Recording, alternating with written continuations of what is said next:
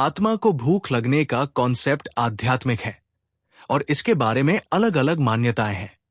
कुछ लोगों का मानना है कि आत्मा को भूख नहीं लगती, जबकि अन्य लोगों का मानना है कि आत्मा को भी कुछ प्रकार की भूख या जरूरत होती है। एक आध्यात्मिक दृष्टिकोण में आत्मा को शारीरिक भूख से परे एक अलग प्रकार की भूख या प्यास होती है या लालसा होती है, जो परमात्मा से जुड़ने या ज्ञान प्राप्त करने की होती है। यहाँ कुछ अलग दृष्टिकोण दिए गए हैं। दोस्तों, वीडियो को पूरा वॉच करें। कुछ लोगों का मानना है कि आत्मा को भूख नहीं लगती। वे आत्मा को अमर और अविनाशी मानते हैं, जो शारीरिक भूख से परे होती है। कुछ लोगों का कहना है कि आत्मा को भी भूख लगती है। वे मानते हैं कि आत्मा को भी कुछ प्रकार की भूख होती है, जैसे कि परमात्मा के साथ जुड़ने की लालसा या ज्ञान प्राप्त करने की इच्छा। और कुछ लोग आत्मा को परमात्मा से जोड़ते हैं। वे मानते हैं कि आत्मा को परमात्मा का सिमरन या स्मरण करना चाहिए, जो आत्मा का भोजन है। क्या आत्मा को भी होती है भोजन की आवश्यकता? आखिर किस प्रकार के भोजन खाती है वो? इस संसार में हर एक प्राणी एक आत्मा है और आत्मा को शरीर के जैसे ही पोषण की आवश्यकता होती है। आत्मा को इस पोषण की आवश्यकता क्यों होती है और वो भोजन में क्या खाती है, ये जानना हर किसी के लिए बेहद आवश्यक है। तो चलिए जानते हैं इन सवालों के जवाब। आत्मा भले अविनाशी है, लेकिन उसकी भी भूख है। आत्मा को पोषण देना ही मनुष्य का सर्वप्रथम लक्ष्य होना चाहिए। आत्मा के भोजन के प्रकार। आत्मा के आगे की यात्रा के लिए उसका उच्च स्तर का अनुभव, चेतना और ज्ञान काम आता है। जब हम आत्मा की बात करते हैं तो लोगों को अक्सर लगता है कि हम मरने के बाद किसी व्यक्ति की बात करते हैं, लेकिन हम ये भूल जाते हैं कि इस जगत में जितने भी लोग विचरण कर रहे हैं, सभी आत्माएं हैं। हम सभी आत्माएं इस शरीर को धारण किए इस जगत में निवास कर रहे हैं, अपना कर्म कर रहे हैं। लेकिन हम में से कई लोग केवल शरीर के भोजन के लिए प्रयास करते हैं, उसकी भूख मिटाते हैं, क्योंकि शरीर नश्वर है। लेकिन उनका इस सत्यता से ध्यान भटक जाता है कि आत्मा भले अविनाशी है, लेकिन उसकी भी भूख है, उसे भी पोषण की आवश्यकता है, उसे भी भोजन चाहिए। अब सवाल ये उठता है कि आत्मा आखिर खाती क्या है? आत्मा के लिए भोजन। आत्मा को पोषण देना ही मनुष्य का सर्वप्रथम लक्ष्य होना चाहिए, क्योंकि ये आत्मा ही आगे निरंतर सफर तय करती रहेगी और अलग अलग शरीर धारण कर आपके कर्मों को भोगेगी। शरीर आपकी आत्मा को धारण करता है, उसका माध्यम होता है, इसलिए उसकी देखभाल भी आवश्यक है।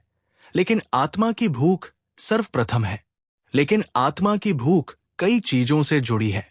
आत्मा का लक्ष्य मोक्ष होता है और मोक्ष तक के सफर के लिए उसे वैसी ही ऊर्जाएं पोषण स्वरूप देनी होती है जो उसके स्तर को उठा सके, और इन ऊर्जाओं के कई प्रकार हैं।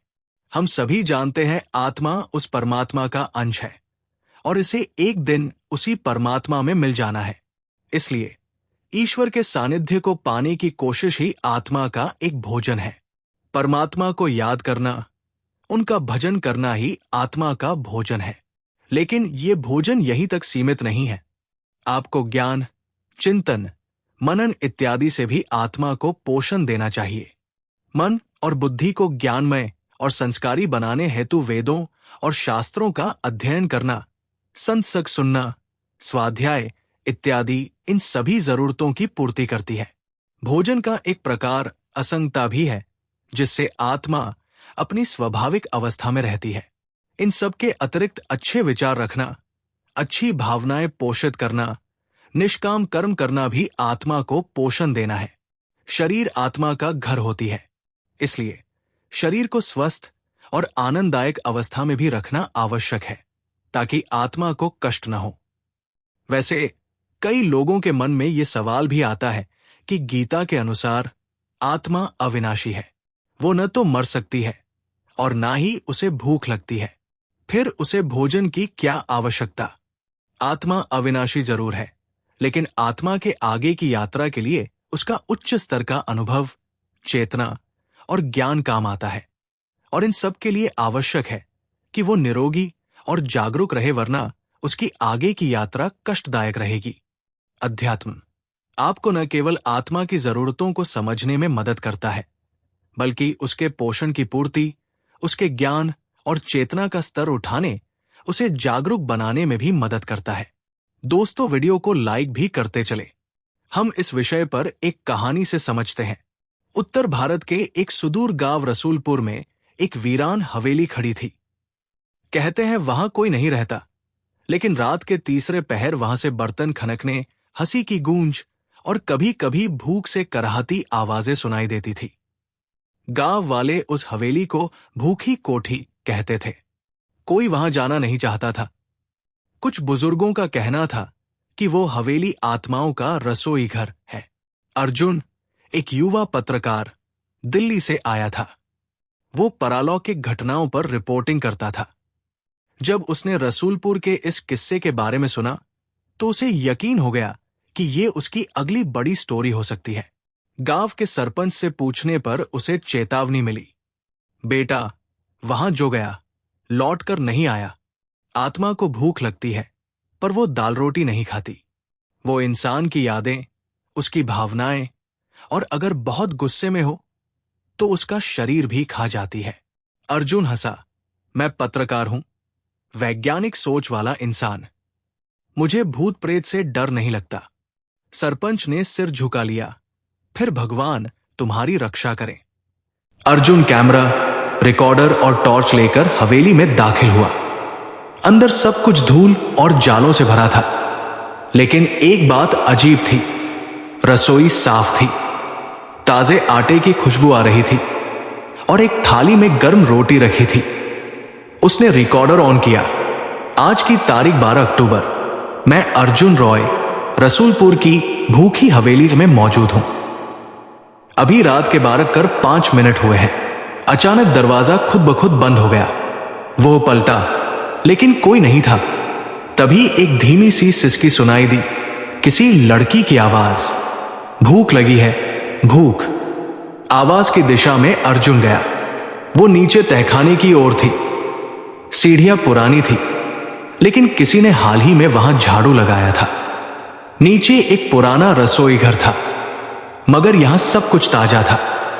सब्जियों की कटिंग बोर्ड पर पड़ी थी, उबले चावल की खुशबू थी, और एक कोने में बैठी थी एक लड़की पीले सलवार कुर्ते में, जिसके चेहरे पर अनगिनत भूख की लकीरें थी। अर्जुन ने डरते हुए पूछा, कौन हो तुम? वो लड़की मुस्कुराई, मैं वही जो हर रात किसी की भूख मिटाती है और किसी की भूख बन जाती है। अर्जुन को झटका लगा। कैमरा बंद हो गया, टॉर्च की रोशनी झपकने लगी। तुम आत्मा हो? हूं, पर मैं किसी आत्मा की तरह भटकती नहीं। मैं खोजती हूं, तुम्हारी तरह, जो जवाब ढूंढने आए हो। चलो अब तुम्हें असली भूख दिखाऊं।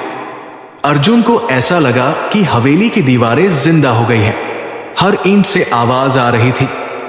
कोई अपनी मां को पुकार रहा था, कोई प्यास से तड़प रहा था, कोई पका हुआ खाना सूंघते सूंघते पागल हो रहा था।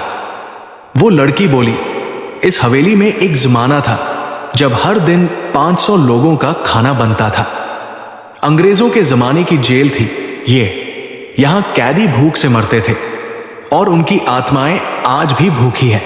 अर्जुन को चारों ओर धुंध दिखाई देने लगी, और उन धुंधों में लोगों की आकृतियां, बिना आंखों के चेहरे, खुले मुंह, और सभी के होठों से एक ही शब्द, भूख।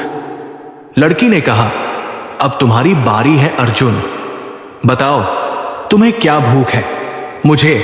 मुझे सच्चाई की भूख है, उसने कांपती आवाज में कहा। झूठ, लड़की चीखी। तुम्हें मशहूरी की भूख है। हवेली गूंज उठी। अब हवेली अर्जुन को निगल रही थी। दीवारें सिकुड़ रही थी। लड़की हवा में घुल गई, और फिर अर्जुन की मां की आवाज आई, बेटा, भूख लग रही है, मुझसे बात कर। सुबह गांव वाले हवेली के बाहर इकट्ठा हुए। अर्जुन की बाइक बाहर खड़ी थी, लेकिन हवेली में वो नहीं था।